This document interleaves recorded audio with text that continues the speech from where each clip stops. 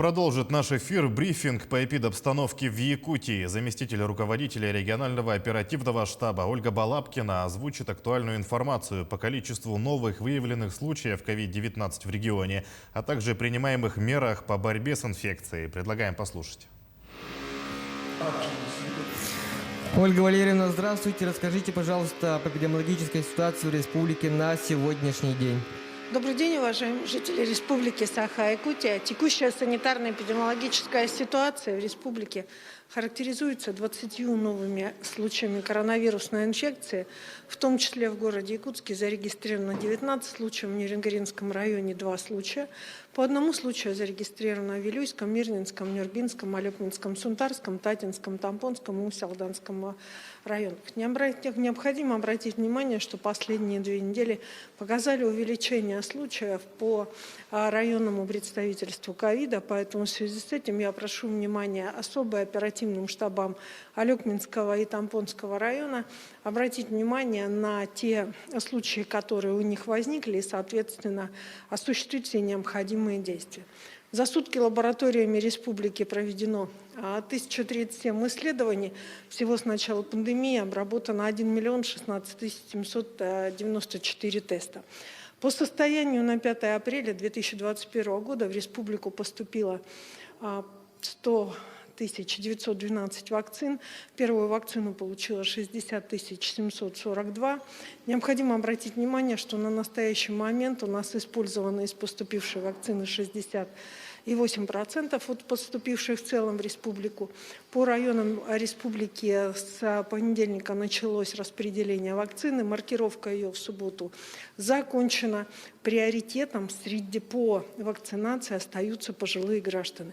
На настоящий момент данная группа граждан, пожилые граждане и лица, страдающие хроническими заболеваниями, остаются в группе риска, которые должны пройти первоочередную вакцинацию.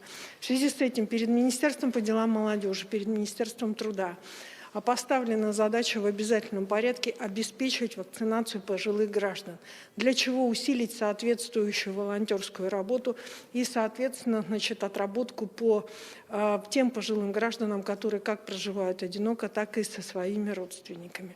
Говоря о пожилых гражданах, я хочу обратить внимание на то, что на настоящий момент стали появляться и участились случаи собрания непосредственно общественности с участием пожилых граждан. Еще раз обращаю внимание организаторов. Для пожилых граждан старше 65 лет и лиц, страдающих хроническими заболеваниями в Республике Саха-Якутия установлен режим самоизоляции. Есть исключение из режима самоизоляции. Это те лица, которые прошли вакцинацию. В связи с этим организаторы несут полную ответственность, административную, установленную соответственно указом главы Республики Саха-Якутия при нарушении данного правила. Тоже правило касается и социальной дистанции. Уважаемые жители Республики Саха-Якутия, на настоящий момент перед Министерством здравоохранения поставлена базовая задача. Это увеличить реабилитационный фонд тех, кто переболел ковидом. В связи с этим, соответственно, через свои поликлиники необходимо четко провести запись на реабилитацию для того, чтобы мы видели потребность 2021 года. Ольга Валерьевна, спасибо большое. Это был брифинг оперативного штаба об актуальной эпидобстановке, а мы переходим к выпуску новостей. В эфире новости, в студии Сергей Михедов. Здравствуйте. Вот главные темы выпуска. В Якутии объявлено десятилетие здоровья. Глава региона подписал указ о стратегических направлениях здравоохранения республики. Для одних охота – это драйв и адреналин, для других – настоящий тяжелый труд. Расскажем об опытном охотнике в Алепнинском районе. Очередной успех якутского кинематографа. Документальный фильм о коневоде в Арктике покажут в 3 крупнейших городах России. Глава Якутии подписал указ о стратегических направлениях укрепления здоровья жителей республики. Согласно документу, до 2030 года в регионе объявлено десятилетие здоровья. В качестве приоритетов названо формирование ответственного отношения к своему здоровью как к норме жизни, развитие генетики, обеспечение медицинской сферы квалифицированными кадрами, развитие науки и цифрового здравоохранения. Также поставлена задача обеспечить всех якутян профилактическими медосмотрами, проводить всеобщий скрининг онкологических заболеваний, создать школы правильного и здорового питания. Особое внимание в документе уделено созданию условий для регулярной физической активности и занятий физкультурой, а также доступности санаторно-курортного лечения. Между тем, рост числа желающих получить вакцину от COVID-19 фиксируют в России. По словам вице-премьера Татьяны Голиковой, количество желающих граждан пройти вакцинацию резко увеличилось. Голикова отметила, что необходимо привиться в преддверии весенне-летнего сезона, чтобы сохранить здоровье себе и своим близким. Это не страшно, это безболезненно, подчеркнула вице-премьер, сделавшая прививку еще осенью. На 4 автозимниках Якутии сегодня снизили грузоподъемность. Речь идет о дорогах Амга, Барагон, Умнас и Эджиген. Для обеспечения безопасности снижена грузоподъемность до 30 тонн на ледовом автозимнике через реку Лену в направлении Кангалас-Сотинцы, а ограничение грузоподъемности до 20 тонн установили на следующих автодорогах. Амга на участке Усть-Мая-Эльдикан, по Умнасу на участках Улаханан-Синск и Синск, граница Алекминского улуса, на дороге Эджиген, на участках Вилюйск-Жиганск и на 3-м километре реки Вилюй города Вилюйск. 50 общеобразовательных школ Якутска продолжают набор в первые классы. Напомним, продлится приемная кампания до 30 июня. Особым правом принятия в первый класс обладают дети сотрудников полиции и военнослужащих. Также особое право на первоочередной прием появляется, если старший брат или сестра уже учатся в этой школе.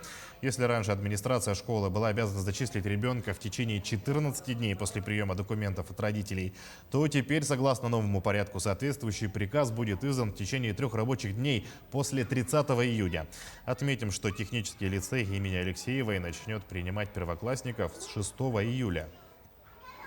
На 5 апреля текущего года поступило всего 4047 заявлений по закрепленным за школами территориями. В школу будут приглашать родителей законных представителей для подтверждения данных электронного заявления с оригиналами документов в течение 14 рабочих дней со дня подачи заявления. Также информация о приглашении заявителей будет размещена на официальном сайте школы. Для детей, не проживающих на закрепленной территории, прием заявлений в первый класс начинается с 6 июля до момента заполнения свободных мест, но не позднее 5 сентября. Усть-Майский район посетили руководители ПАО «Якутскэнерго», обсуждались основные проблемы в пожароопасный период и другие вопросы. Все подробности у нашего корреспондента Юрия Таюрского. Руководство ПАО «Якутскэнерго» прибыло в Усть-Майский район для ознакомления с объектами энергетики, которые обслуживаются Эльдиканским РЭС, находящимся на территории Улуса. Генеральный директор предприятия Алексей Стручков побывал на 3 сетевых участках района в Усть-Мае, Эльдикане и Солнечном, узнал о проблемах на местах. А главное, среди основных проблем – это аварийные отключения, которые происходили в прошлом году по причине стихийных бедствий, лесные пожары, наводнения и прочие природные факторы, что вызывало определенные нарекания со стороны потребителей и прежде всего золотодобывающих предприятий. Сегодня мы проведем с ними рабочую встречу, определим перспективные прогнозные нагрузки и объемы энергопотребления, которые они прогнозируют в связи с увеличением объемов добычи. И я думаю, что найдем те технические решения, которые в будущем позволят нам снять этот вопрос. На территории сетевого участка поселка Солнечный в пиковые периоды объем нагрузки составляет 14 мегаватт, и при снабжении сети Якутскэнерго обеспечивается полностью эта потребность. А вот проблемы возникают при аварийных отключениях на ВЛ-110, Л-120. И мы включаем наши дизель-генераторы, но этого объема даже с участием дизельных электростанций, которые есть у золотодобывающей компании, они не обеспечивают полную потребность. И, конечно, это задача, которую нам совместно надо будет решить. Энергетики в прошлом году выполнили реконструкцию 34 километров сетей разного класса напряжения. В 2021 году планируют сделать в 2 раза больше. В планах на текущий год и объем ремонтной программы, которую мы планируем реализовать по территории Исмаильского улуса, составляет порядка 156 миллионов рублей. И мы планируем уже реконструировать порядка 57 километров сети энергоснабжения разного класса напряжения. На совещании поднимались вопросы о состоянии резервных источников питания в сетевых участках на случай аварийных и плановых отключениях электроэнергии, снабжения их запчастями, повышения эффективности и качества электроснабжения в обеспечении надежной и безаварийной работы. Юрий Таюрский, Тимур Канаев, поселок Солнечный. Пожарная часть номер 2 получила новое здание в якутском селе Балугур Амгинского района. Строительство началось в 2015 году. Все работы по возведению коробки здания проводили сами бойцы части, помогали жители Наслега. Это была поистине народная стройка, говорится в сообщении администрации. Для проведения внутренней отделки и обеспечения всего необходимого был объявлен сбор средств. Здание включает в себя 4 комнаты и 2 гаражных бокса. Охотник охотнику рознь. Для одних охота – это драйв и адреналин, а для Александра Егомина из села Кылах Алекминского района – настоящий труд. Он охотник-волчатник с большим стажем. Елена Фаст подробнее о трофеях. «Охочусь на волков из принципа», – говорит Александр Иванович Егомин. Собственно, только принципы да азарт и остались у охотников-волчатников. Посудите сами, при пенсии в 12 тысяч для охоты нужно закупить бензин, подготовить снасти, буран. Даже если добудешь волка, оплата не сразу. В среднем 20-30 литров за день. Это в среднем только? Да. А пока добудешь, это сожжешь сколько? Ну, уже бочками-то. У меня пенсия 12,5. Всего одна бочка бензина. И все. Население там собрало на 2 бочки. То есть люди помогли, да? Ага. Это в этом году? Да, поэтому Поэтому молодые не торопятся перенимать сложное и тяжелое мастерство. Хлопот много, а не заработаешь, еще и потеряешь. В прошлом году Александр Иванович добыл 7 волков, в этом 2. Хищников не стало меньше, бензин дорогой, благо односельчане помогли. Если не регулировать, хищников разведется много, кивает головой охотник. соседи-то собаку задрал же. В деревне-то. И он тоже рядом этого, ребенка тоже задавил после этой собаки. У нас он почти 500 метров нет. То есть они по деревне? Просто мы вообще по полю, по лугам ходили, не таясь. Я подъезжал на 100 метров, они не бегали.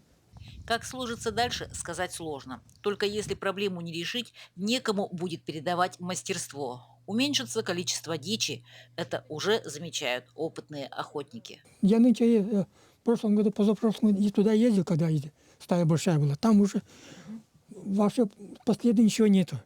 Ни сахадова следа, ни зубра следа нету. Все выели. Раньше-то все было там. И сахатова, и зубра было. Они все зазирали, все. Поэтому заходят-то, деревни-то, на лошадей-то. Елена Фаст, Максим Копылов, Алекминск. Традиционный фестиваль-конкурс «Полевая кухня», проводимый редакцией передачи «Охота и рыбалка», за 12 лет впервые прошел в весенний сезон. Мероприятие, цель которого сохранение и приумножение охотничьих и рыболовных традиций, принял богатый охотничьими угодьями горный район. В местности Бес-Тусумах, неподалеку от села Бердигистях, в умении приготовить изысканные блюда в условиях охоты испытали себя 8 команд. Каждой команде на приготовление отвели 3 часа. Жюри оценивало не только умение готовить, но и сервировку, в чем заядлые охотники и рыбаки отличились на 5 с плюсом. Особенно жюри порадовали вкусовые качества, оригинальность и художественное оформление приготовленных блюд. И сегодня мы видим, что горный улус, он по-своему своеобразен. Здесь преобладает такое, дичь. Это исконно охотничий улус. И, наверное, у охотников у местных есть свои традиции не только охоты, но и приготовления дичи. И мы убеждаемся в этом. И все, скоро уже финал нашего мероприятия. И будем уже пробовать, дегустировать и удивляться. Фильм режиссера Михаила Барынина «24 снега» о жизни якутского коневода в Арктике выйдет в прокат в кинотеатрах 3 крупнейших городов России. Показы стартуют в кинотеатрах Санкт-Петербурга, Москвы и Новосибирска с 8 апреля. Картина рассказывает о коневоде Сергее, который большую часть жизни живет в тундре, ухаживая за табуном. С каждым годом мужчина все больше времени проводит вдали от деревни, встречаясь с семьей лишь несколько раз в году. Несмотря на изнуряющий быт севера и трудности работы, герой продолжает оставаться счастливым. Фильм является обладателем множества наград российских кинофестивалей. К этой минуте у меня все. Помните о безопасности, носите маски, соблюдайте безопасную дистанцию. Увидимся чуть позже.